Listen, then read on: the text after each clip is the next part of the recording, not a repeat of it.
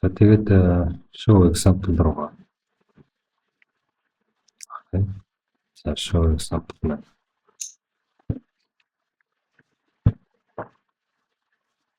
За энэ framework-ос хамтдаа.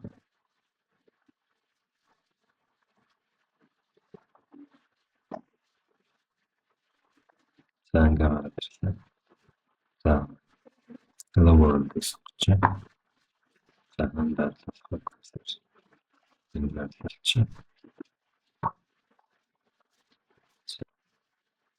За hello world нэсчлээ.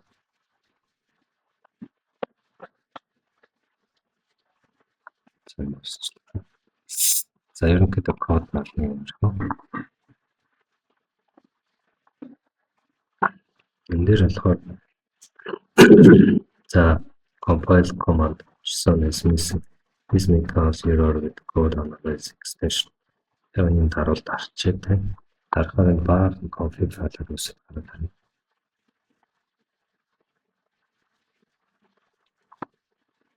За тэр хооронд нь болохоор компорто тохиолж.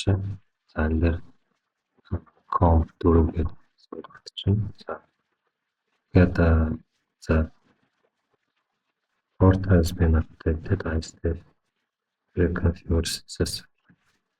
За энэ бол зүйл. За одоо шууд энийг яаж compile хийх вэ гэхээр за view-ийн command later ороод энэ ISP-ID open ISP-ID terminal гэдэг нь цаахыг өгч.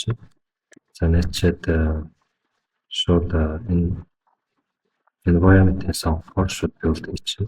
За IDF file-ыг ажиллуулахаар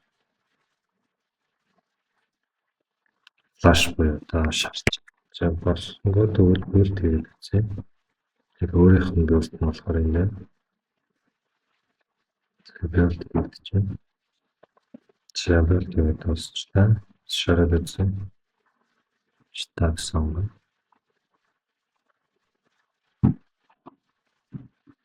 Build дараа нь дуусах байсан байна. Шаарад үзье. За энэ талдаа. За тэгвэл одоо нүүр ажиллаж байна.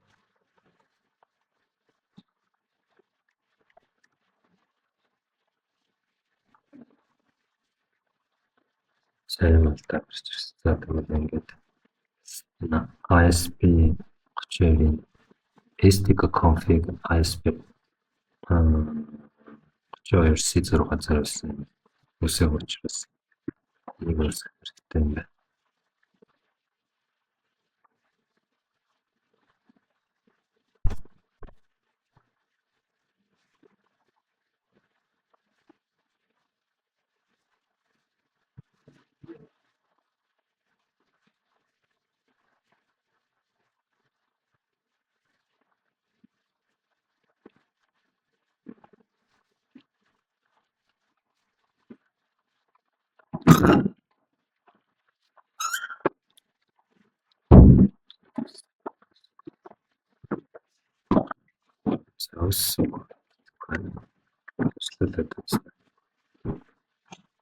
За энэ команд ажиллуулчихлаа.